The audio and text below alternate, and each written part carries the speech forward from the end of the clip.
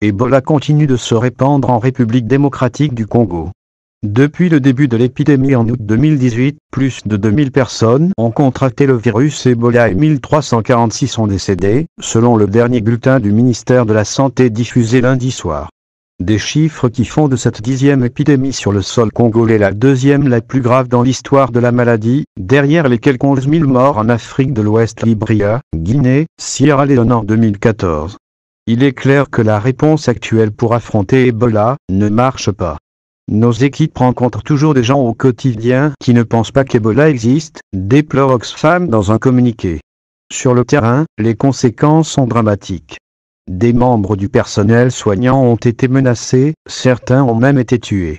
Rétablir la confiance avec la population. Avec la Croix-Rouge Croissant-Rouge, Oxfam demande donc de réinitialiser la réponse.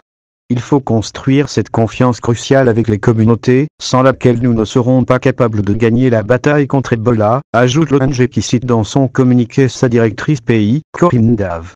Les populations ont besoin de soignants locaux qui parlent leur langue, qui connaissent le contexte dans lequel elles évoluent, confirme Tamba Emmanuel Dambisa, responsable humanitaire pour Oxfam. Autre solution indispensable à l'extinction de la maladie, l'intégration des chefs traditionnels. C'est très important d'intégrer les autorités locales au processus.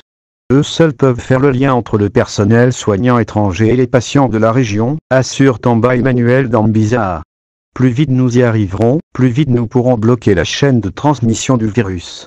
Des infrastructures régionales peu adaptées, et la présence de groupes armés rendent le travail des personnels soignants encore plus difficile. Et accentuent la propagation d'Ebola dans le Nord Kivu et l'Ituri, au nord-est du pays. Des évolutions positives pour les autorités malgré une situation très critique, les autorités sanitaires congolaises sont optimistes.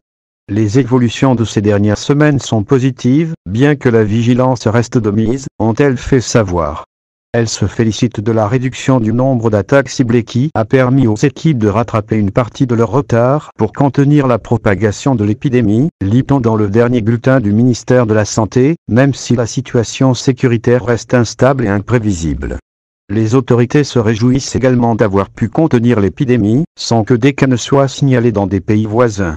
Face à l'urgence, les Nations Unies ont tout de même nommé le 23 mai un coordinateur de l'intervention d'urgence contre l'épidémie dans le pays.